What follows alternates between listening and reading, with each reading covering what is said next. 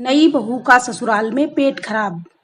अर्पिता की शादी के ठीक एक दिन पहले सगाई का फंक्शन था।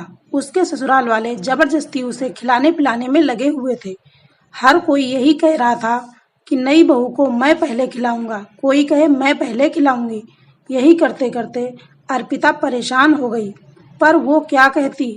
जबरदस्ती सब फोटो खिंचवाने के चक्कर में अर्पिता के मुंह में जबरदस्ती बर्फी और रसगुल्ले के टुकड़े भरते ही जा रहे थे। जब खाना खाने की बारी आई तो सबने टेबल साथ में लगा ली।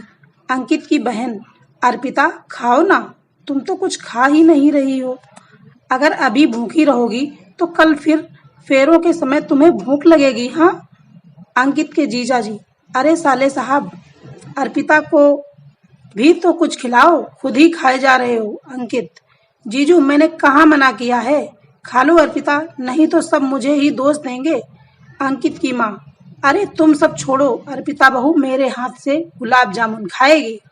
क्यों खाओगी ना अर्पिता, क्या ही कहती। वो चुपचाप अपनी होने वाली सास के हाथों से पूरा गुलाब जामुन खा लेती है। अब तो होने वाली मामी, बुआ, मौसी, भांजा, भांजी, भतीजा, भतीजी अब अर्पिता के मुंह में जबरदस्ती खाना ठूस रहे थे। अर्पिता परेशान तो हो रही थी, पर वो नए बनने वाले रिश्तों का दिल रखने के लिए चुपचाप उस समय सगाई के फंक्शन में खाती रही। उस रात तो जैसे तैसे अर्पिता सो गई। अगले दिन उसकी शादी थी। शादी के फंक्शन में भी सुबह से रीति रिवाज शुरू हो गए। मायके में आए मेहमानों ने सभी रीति रिवाज निभाते हुए अर्पिता को कुछ न कुछ खिलाना शुरू कर दिया। जो मेहमान आए अर्पिता के मुंह में मिठाई और खाने की चीजें खिलाते रहे। अर्पिता, बस चाची जी, और मन नहीं है। चाची, अरे थोड़ा सा तो खा ले, फिर शादी के बाद हम कौन सा खिला पाएंगे। हाँ। ताई, अभी तो मेरी बारी रह गई, रुको, ये ले बिटिया, एक निवाला मेरी तरफ से भी खा। तू भी क्या याद रखेगी, तेरी ताई ने तुझे खाना खिलाया। अर्पिता, मम्मी बस, मुझे और भूख नहीं है। ये रीति रिवाज कितनी देर और चलेंगे। अभी अंकित के मम्मी पापा भी आकर गए हैं, उन्होंने भी मुझे बहुत सारा खिला दिया है। माँ, अर्पिता, ऐसे किसी को मना करते हैं, अच्छा नहीं लगता। कोई बात नहीं, थोड़ा खा ले, वैसे भी अब तेरी शादी हो जाएगी, फिर कौन सा तेरी चाची, ताई और मामी वगैरह तुझे खिलाने का मौका मिलेगा। रुक, तेरे मामा जी और पापा बुला रहे हैं, मैं अभी आती हूँ। किसी तरह अर्पिता की शादी हो जाती है और शादी के बाद वो अपने ससुराल आती है। पर शादी की रात से ही अर्पिता के पेट में गड़बड़ हो रही थी। जैसे तैसे उसने फेरों के समय अपने आप को संभाल लिया, पर ससुराल पहुंचते ही उसकी हालत बिगड़ने लगी। अब नई नवेली बहू किसे कहे और कैसे कहे। अंकित की बहन, अर्पिता, माँ ने तुम्हारे लिए ये गर्म गर्म नाश्ता भेजा है, तुम जल्दी से कर लो, फिर कुछ देर बाद मोहल्ले की औरतें आएंगी और तुम्हारी मुंह दिखाई की रस्म होगी। अर्पिता, बबली दीदी, वो मैं। अंकित की बहन, अरे शर्माना कैसा, मुझे पता है आपके लिए घर नया है, इसलिए आपको मेरे सामने खाना खाने में शर्म आ रही है। ठीक है, तुम खा लो, मैं थोड़ी देर बाद दोबारा आती हूँ। अर्पिता, दीदी अंकित कहाँ है। अंकित की बहन, अंकित वो तो अपने जीजू के साथ नीचे हॉल में नाश्ता कर रहा है। अर्पिता की ननद ढेर सारा मक्खन लगाकर आलू के पराठे और दही रख जाती है। अब अर्पिता ना खाए तो भी बुरी बनेगी और खाए तो भी उसकी हालत खराब होगी। अर्पिता पूरी तरह से फंस चुकी थी। तभी उसकी सास आ जाती है। अर्पिता की सास, अरे अर्पिता बहू, तुमने अभी तक नाश्ता नहीं किया, क्या हुआ, मेरे हाथ के आलू के पराठे पसंद नहीं आए क्या। अर्पिता, नहीं नहीं माँ जी, पराठे तो बहुत टेस्टी हैं, बस खा ही रही थी। अर्पिता की सास, अच्छा अच्छा, ये लो, साथ में ये भी खा लो, तुम्हारे ससुर जी तुम्हारे लिए ताजी ताजी जलेबी और रबड़ी लेकर आए हैं। वो बोल रहे थे कि यहाँ के फेमस हलवाई की रबड़ी जलेबी है, तो अर्पिता को जरूर खिलाना, बड़े मन से उन्होंने तुम्हारे लिए भेजी है। अर्पिता रबड़ी जलेबी भी देखकर परेशान हो जाती है। पहले ही उसका पेट गड़बड़ कर रहा था, ऊपर से रबड़ी जलेबी। अब ससुर जी ने भेजी है, ये कहकर सास ने कुछ कहने से रोक दिया। क्या करे और क्या ना करे, जबरदस्ती सास मुंह में रबड़ी जलेबी ठूसे जा रही थी।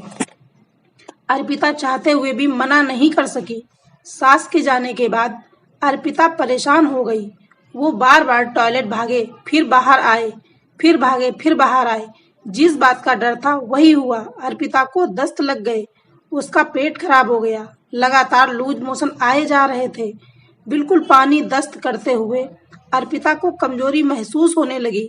उधर से उसकी ननद उसे लेने आ गई। अर्पिता की ननद, अर्पिता क्या हुआ, तुम अभी तक बाथरूम में ही हो? माँ बहुत देर से तुम्हारा इंतजार कर रही है। मोहल्ले की औरतें और रिश्तेदार वगैरह मुंह दिखाई की रस्म के लिए हाल में जमा हो गए हैं। अर्पिता अभी आई, बस थोड़ी देर और दीदी, आप चलो मैं आती हूँ। अर्पिता की ननद, ठीक है, नीचे आने से पहले मुझे आवाज लगा देना। ननद चली गई, पर अर्पिता के मोशन रुकने का नाम ही नहीं ले रहे थे। उसकी हालत लगातार खराब हो रही थी। जैसे तैसे वो तैयार होकर अपनी ननद के साथ हाल में पहुंचती है। सब औरतें मुंह दिखाई की रस्म के लिए आती हैं और अर्पिता को फिर से मीठा खिलाने लगती हैं। पहली औरत, ये लो बहू, हमारे हाथ से भी खाओ।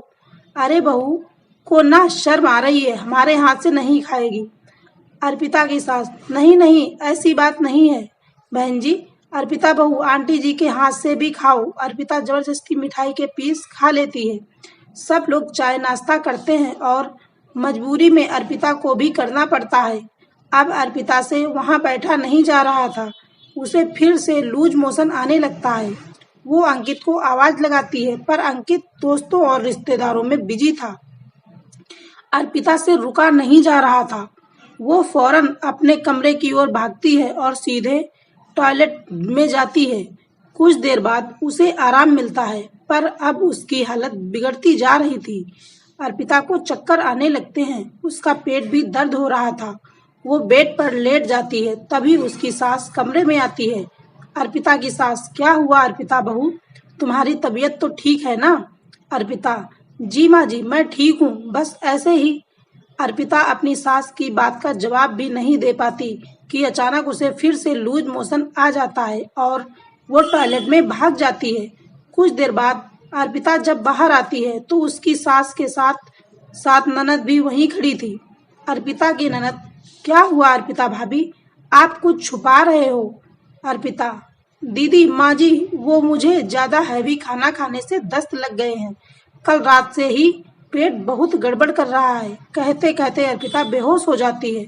उसकी सास और ननद दोनों घबरा जाती हैं। अर्पिता की सास, अरे अर्पिता बहू, क्या हुआ? बबली, एक बार अंकित और अपने बाबूजी को बुलाकर ला। अर्पिता की ननद अंकित और अपने बाबूजी को बुलाकर लाती है। अंकित डॉक्टर को फोन करता है। डॉक्टर आती है और अर्पिता का चेकअप करती है। डॉक्टर, अगर मेरे आने में थोड़ी देर हो जाती तो अर्पिता को हॉस्पिटल में एडमिट करना पड़ता। अर्पिता की सास, कोई घबराने की बात तो नहीं है ना? डॉक्टर, नहीं नहीं, अब डरने की कोई बात नहीं है। मैंने इंजेक्शन दे दिया है, लूज मोशन रुक जाएंगे, पर अर्पिता को बिल्कुल भी हैवी खाना नहीं देना, बहुत लाइट खाना देना है, जैसे जूस, फ्रूट, खिचड़ी, दलिया, दही वगैरह, और कुछ भी तला भुना या फिर ज्यादा मीठा नहीं देना। डॉक्टर अर्पिता को दवाइयां और इंजेक्शन देकर चली जाती है। कुछ देर बाद अर्पिता को आराम मिलता है। अर्पिता की सास, अरे अर्पिता बहू, तुमने पहले क्यों नहीं बताया? वैसे देखा जाए तो गलती हमारी है। हमें भी इस बात का ख्याल रखना चाहिए था कि बहू कितना ही खाएगी। वो भी अपने मायके से आई है। 2-3 दिन उसने वहां पर भारी खाना ही खाया होगा। ऊपर से हमने उसको इतना जबरदस्ती खिला पिला दिया। छोटा सा तो पेट है मेरी बहू का। हाय रे मेरी लाडो, देखो चेहरा कैसे मुरझा गया है। अर्पिता की ननद, माँ, मैं अभी अर्पिता के लिए फलों का जूस निकाल कर लाती हूँ। अंकित, सॉरी अर्पिता, मैं भी तुम्हारा ख्याल नहीं रख सका। अर्पिता के ससुर, बहू, जब तुम्हारा पेट खराब था तो तुम मना कर देती। तुमने हम सबका दिल रखने के लिए हमारी ली हुई चीजों को बिना कुछ कहे खा लिया ताकि हमें बुरा ना लगे। अर्पिता के ससुर, कमला, हमारी बहू बहुत संस्कारी और समझदार है। अर्पिता के ससुर, जीती रहो बहू, घबराओ नहीं, तुम जल्दी ठीक हो जाओगी। अर्पिता के ससुर, कमला बबली, तुम्हें अर्पिता बहू का पूरा ख्याल रखना है, ठीक है। अर्पिता की मम्मी को भी फोन पर ये बात पता चलती है तो उन्हें भी बहुत दुख होता है कि अर्पिता को शादी से 2 दिन पहले भी इतना भारी खाना खाना पड़ा और वो सबका दिल रखने के लिए अपने मायके में भी किसी को मना नहीं कर पाई। शादी के बाद वो अपने ससुराल में नई बहू बनकर आई तो भी किसी को मना नहीं कर सकी। सबको अपनी गलती का एहसास होता है। 1-2 दिन में अर्पिता ठीक हो जाती है। अब रिश्तेदारी में पहली रोटी खाने भी जाना था। इस बात को लेकर वो और चिंता में थी, पर इस बार उसकी सास ने सब कुछ संभाल लिया। अर्पिता की सास, अर्पिता बहू, चिंता मत करो, अगर रिश्तेदारी में पहली रोटी पर जाना है तो कम से कम 2-3 दिन का गैप होगा।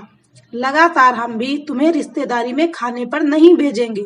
जब तुम्हारा जी चाहे तब जाना। अपनी सास की बात सुनकर अर्पिता खुश हो जाती है। वो खुश थी कि उसको इतना अच्छा ससुराल मिला था जहां परिवार के सदस्य एक दूसरे की परेशानी को समझते थे। दोस्तों, कैसी लगी है आज की कहानी अच्छी लगी हो तो वीडियो को लाइक करें, चैनल को सब्सक्राइब करें। मिलते हैं अगली कहानी में।